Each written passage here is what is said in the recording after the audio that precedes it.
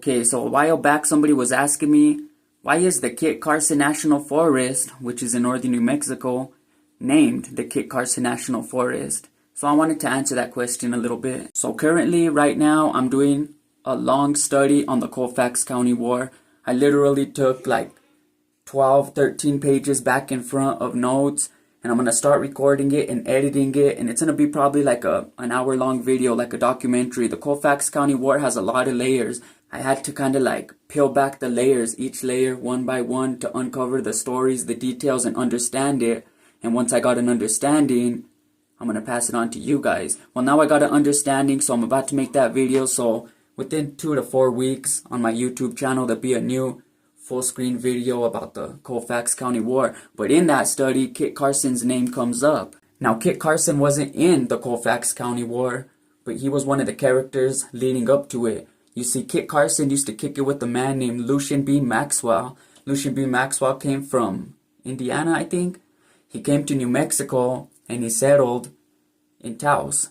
He married a woman from Taos. Kit Carson was his best friend, who also married a woman from Taos. I'm pretty sure her name was Josefa Jaramillo, and she was a daughter of a prominent Taoseño family. So Kit Carson is mostly famous for his expedition to the west. He led an expedition to the west and forged the trail for John C. Fremont and Lucian B. Maxwell to get to California. Now, John C. Fremont and Lucian B. Maxwell and Kit Carson all went on this mission together, but halfway through their mission, they split up. John C. Fremont sent Kit Carson ahead to forge the trail, and Lucian B. Maxwell stayed with John C. Fremont. Well, there was an incident when John C. Fremont could have been killed. They got attacked by natives, but Lucian B. Maxwell was a fur trapper before, and he worked with a lot of natives, so he knew these natives, and so it ended up the native, once he recognized Lucian B. Maxwell, he gave him a hug, he called his warriors off, and so if it wasn't for Lucian B. Maxwell, John C. Fremont probably wouldn't have survived. Kit Carson, who knows what would have happened to him. But anyway, after this famous expedition to the west, Kit Carson settled in New Mexico. He had a house in Rayado, he had a house in Cimarron, he also had a house in Taos. Like I said, he married a woman from Taos. He moved to Cimarron when Lucian B. Maxwell owned the Maxwell land grant. They were trying to get settlers to come to Cimarron, but due to the Native American attacks and how wild it was, a lot of people didn't want to come. So Kit Carson moved, got a house over there, and then people started coming and moving, and Kit Carson protected them. So due to this history of Kit Carson in New Mexico, that's why it's named the Kit Carson National Forest. Now, Kit Carson moved out in New Mexico later and died in Colorado, but he was married to a Taoseña, a native, and his best friend was Lucian B. Maxwell. Now, if you want to know more details on this story, watch my next video coming up in 2 to 4 weeks, I would say, because I still gotta edit it, add hundreds of pictures. It's gonna be a long story, more like a documentary, but it'll be about the Colfax County War. The characters in it will be Clay Allison, the outlaw, as well as Kit Carson, Lucian B. Maxwell. There's a lot of characters. I'm gonna have to unravel the story for you, but make sure to tune in. So this one says, dude, you need to accept the facts, history. The Black Legend only started in Europe and stayed there. The Black Legend has nothing to do with America. They did what they did. Facts, dude. Eat it. Swallow it. Okay, so for those of you that don't know, a while back I did the video teaching about what the Black Legend is, La Leyenda Negra. Now, the Black Legend was a thing that was started in Europe when Europe and the English, British, were at war.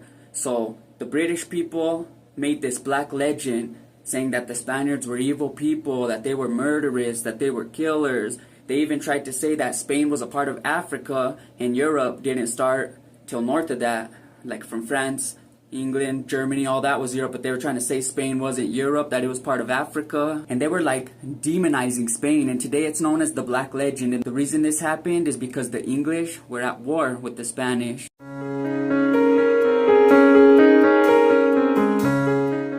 Alright, so this one says, colonize it, right? R word, murder, behead, defoot, etc. So I'm going to tell you off the bat, I don't like the R word, so I'm going to call it either the R word or grape, because I just don't like that. But what this guy's saying is true. What the Europeans called colonization to the natives was near genocide.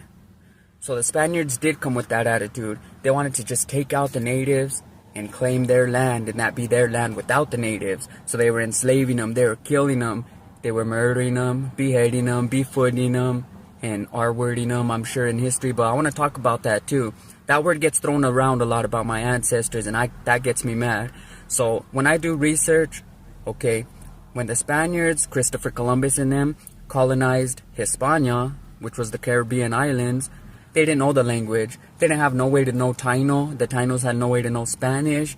And there was another generation of mestizos that came after them. So obviously it had to have been the product of grape. So it happened. But as you go to Mexico and New Mexico, I'm sure it happened here and there. It still happens to these days. Not just with Spaniards, with natives, with everybody. It's not a racial thing.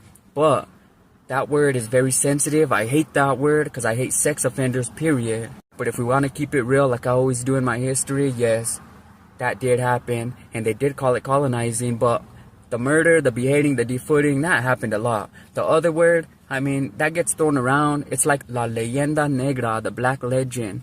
Back in the 14 and 1500s, there was a thing going around called the Black Legend in Europe.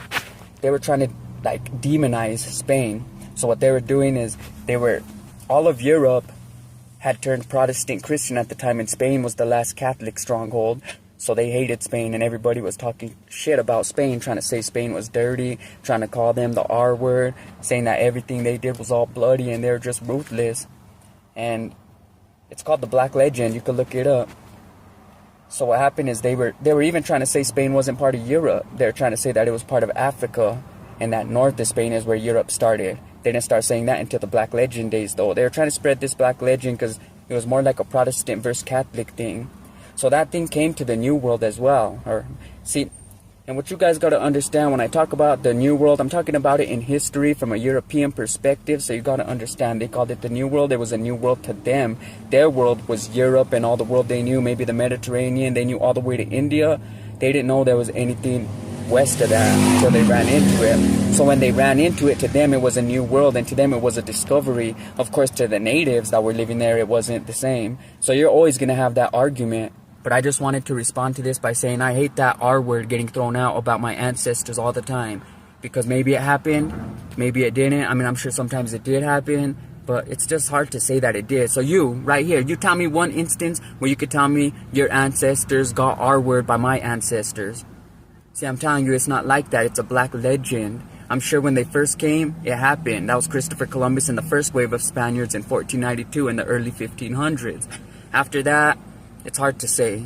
Anyway, so if you want to learn about the Black Legend, go watch my video about it. And I'll also add it to my story for the next 24 hours. So it'll be on my story. So if you want to know what the Black Legend is, go watch that. Now, this person's trying to tell me that the Black Legend didn't come to the Americas because I was trying to tell people that the Black Legend was in the Americas. Now, this guy says that it stayed in Europe. Let me tell you something. The Spanish were coming to the Americas. The English were coming to the Americas. The French, the Dutch, they were all starting to come to America at the time. And of course, their beliefs came with them, including the Black Legend. So the Black Legend did come to the Americas. Simply put, whatever came from Europe came to the Americas. Their culture, their religion, the Black Legend, as well as some other things. Now, I'm not trying to say that the Spaniards weren't brutal people, because they were. They were brutal. They were savage. But I'm just replying to this comment and stating the facts. The Black Legend did come to the Americas from Europe, just like everything else that came from Europe. Horses, cows, pigs, chickens, steel, armor, knowledge, technology, and of course their belief systems, like the Black Legend. So it was spread in the Americas. The English people were still at war with Spain at the time of the European occupation of the Americas. Okay, so this one says, what about the Oñate Entrada in 1598, whom he brought enslaved native Mexicans and African slaves, and started the Genizaro captures of indigenous people? So the reason I wanted to respond to this comment is because, first of all, I don't really know what they're asking. They're asking, what about the Oñate Entrada in 1598? So in 1598, Oñate came north and settled New Mexico. He was the first European to colonize New Mexico and actually make a colony. San Juan Pueblo, which was Okeawinga Pueblo, that colony failed, so he had to move to San Gabriel, whatever, which was another settlement that he had started close by.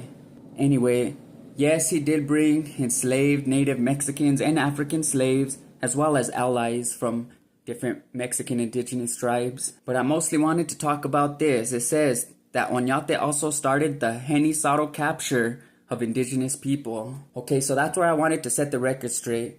The Genizaros started after Don Diego de Vargas came, and that was after 1692. He was the one that came up with the name Genizaros. He's the one that called them that. Now, the word Genizaro comes from Janissaries. Now, if you know any history about the Ottoman Empire, well, if not, then let me tell you. The Ottoman Empire were a Muslim empire in the Middle East. They conquered Constantinople, and they kind of conquered the Western Roman Empire, or the Eastern Roman Empire, the Byzantine Empire. Anyway, what they would do is they would kidnap people from the places they would conquer. They would kidnap babies and children, and they would train them to be soldiers. So they would grow up as soldiers, but they started as slaves. And these were called Janissaries. The Janissaries, a notable Ottoman military group, were founded by Sultan Murad I in the 14th century. The Janissaries recruited young Christian boys, converted them to Islam, and trained them rigorously in military and religious disciplines. Known for discipline, loyalty, and exceptional combat prowess, they became a formidable battlefield force. The Janissaries rose to prominence as a strong political and military force in the Ottoman Empire, closely aligned with the Sultan. While crucial for stability and rule, their loyalty occasionally posed a challenge to central authority due to their growing political influence. The Janissaries, marked by unique uniforms and military strength, symbolized Ottoman power. However, over time, their influence diminished as their traditional role conflicted with the empire's changing needs. This resulted in internal conflicts and opposition to modernization.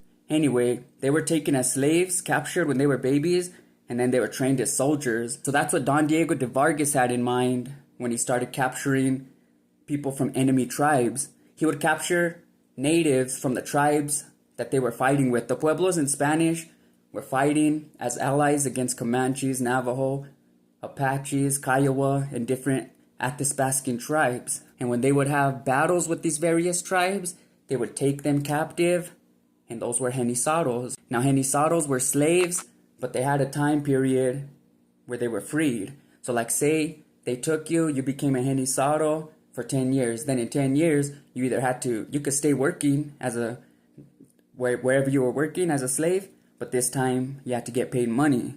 Or you could leave, you're free to go. Anyway, I've done a video about Genizaros in the past. I've done a couple of them. So if you want to know about Genizaros, if you can't find my video here on TikTok, go to my YouTube channel and just search Genizaros and you'll find the video where I taught about them. Pictures, everything. But I just wanted to state that the Genizaros weren't an Oñate thing. They were later, about 100 years later when the Vargas came. Can you talk on the Genizaros of New Mexico? I am interested on your take on it. So the Genizaros were pretty much non-Pueblo natives. Navajo, Apache, Ute, Kiowa, all those Athabascan tribes that the Spanish and Pueblo would fight with. When they would have battles, they would capture them and they would take them prisoner, while these prisoners became slaves. But they weren't permanent slaves, meaning they could either work off their debt after a certain amount of time, or they could pay a ransom to become free. Now, after the Genizaros were freed, they could either leave and do whatever they wanted, or they could stay and keep working, but this time they had to get paid wages. While Genizaros were neither Pueblo Native Americans or Spanish, which were the dominant people in New Mexico, so they really had nowhere to go. They were kind of stuck in the middle. They didn't have no one to go to. And after a while, New Mexico had a bunch of Genizaros with no place to go, so they started petitioning the government for land grant. Now, at first, the government kept denying them.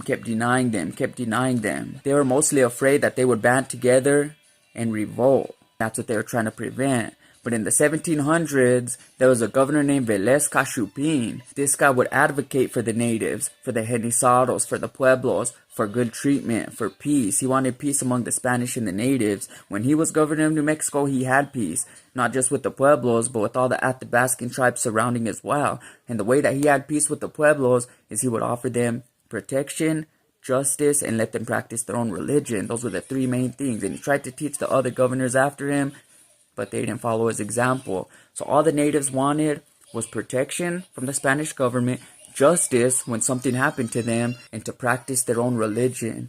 And when they did that, Governor Velez Cachupin said that they were loyal and that they were even quick to fight for the kingdom of Spain when they were attacked by the Navajos or the Utes or the Comanches and the Apaches, whoever else. Well, anyway, in the 1700s, they finally started granting land grants to the Genizaros so they could have their own settlements.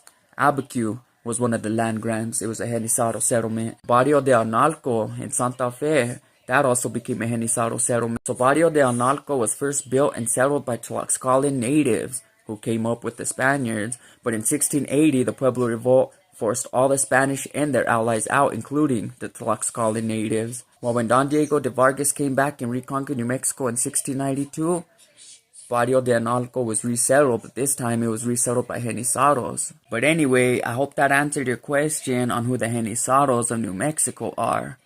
Okay, so this one says, wasn't New Mexico still Mexico at that time? So the video that this comment is commenting on was when I was talking about the Oñate expedition in 1598 and the de Vargas reconquest of 1692. Simple answer, no. New Mexico wasn't part of Mexico at that time. So for those of you that don't know, because I do get this a lot, wasn't it part of Mexico? Wasn't New Mexico part of Mexico? Yes, New Mexico was part of Mexico, but only for like 27 years, from 1821 to about 1848. Before that, it was part of New Spain. Before that, it was home to hundreds of various Native American tribes. So I wanted to explain that a little bit because a lot of people think that our land was Mexico's land first, but the Republic of Mexico didn't exist until the year 1821 when they rose up the Mexican War of Independence. They kicked the Spaniards out, and then the Spaniards had to leave Mexico and they had to relocate back to the Caribbean islands, and eventually they got kicked out of there too. But Mexico didn't become a country until 1821, and it only lasted until 1848. Well, at least from California, Arizona, New Mexico, Texas, Utah, Colorado, all that land that used to be part of Mexico only lasted until 1848. Then it became U.S. territory. Anyway, I'm talking about New Mexico specifically. So New Mexico, before 1598, was home to the Native Americans, home to the various indigenous tribes, the Comanche, the Apache, the Utes, the Navajo, all the Pueblos. Then in 1598, Juan de Oñate came, established a colony, and then it became part of New Spain. It stayed part of New Spain all the way until 1821, when the people rose up in rebellion and kicked the Spanish out back to Spain. Then it became the Republic of Mexico. Now it stayed the Republic of Mexico from 1821 until 1848. The Mexican-American War was from 1846 to 1848, and that's what they're fighting over. So New Mexico was part of Mexico at one time, but that was only from 1821 to 1848, which is only 27 years. But before that, it was part of New Spain, which lasted a couple hundred years. Before that, it was home to all the indigenous tribes, which lasted hundreds and maybe thousands of years. Anyway, okay, so this one says, you bored little kid, for real? I ain't on here for all that. Why don't you go back to school and educate yourself? I'm busy working for chicks, not on here spewing half-ass research. Really, dog? It looks like you're on here, commenting on all my shit, talking shit. You're the one that's ignorant. Who cares if you're working? I don't give a fuck if you're working. This is my work, and I don't get paid for it. There ain't no shame in that, but I wish I did, but I'm still gonna do it. I do my YouTube channel, my TikTok channel, teaching all these videos, teaching all this history, and I do it for free. I don't get paid. I don't got no sponsors. My YouTube channel ain't monetized. My TikTok one is, but half my videos are demonetized because crybabies like this. Anyway, this guy tells me, go back to school and educate yourself. First of all, school isn't the place to get proper education on history. I self-educated myself. I read history books. I look back and read people's records, people's writings, not just the Hispanic people, also the indigenous people. Also, I grew up here in Santa Fe, New Mexico. I grew up in northern New Mexico. My roots go back here, so I grew up learning this history. And then at the end of his comment, he says, I'm busy working for checks, not on here spewing half-ass research. First of all, I do extensive research, page after page. I don't just watch a video or read one page or read a Wikipedia thing. I don't even like Wikipedia. Wikipedia is the weakest thing if you want to do research because it lets anybody go on there, edit, and change anything. So half the stuff on Wikipedia is false information. So what I do when I'm researching something is I'll read as much as I can on it. As much as I can, I'll search the internet and find all kinds of stuff. And no, not Wikipedia. There's a site called Legends of America. That one has some good ones.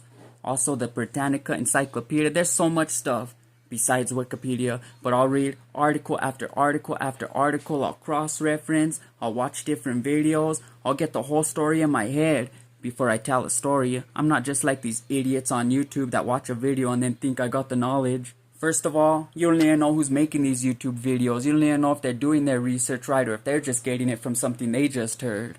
Second of all, I don't even give a fuck about this no more. And I don't even like responding to comments like this, but I guess I had to. Okay, so I'm gonna have to stop replying to this guy after this because he don't stop talking. You late as fuck, little kid. Go educate yourself or something. Do something with your life. Now this is funny to me because I'm late at what? Teaching history? Well, no shit. History happened years ago in the past, so anybody teaching history is technically late telling the stories because they happened years ago.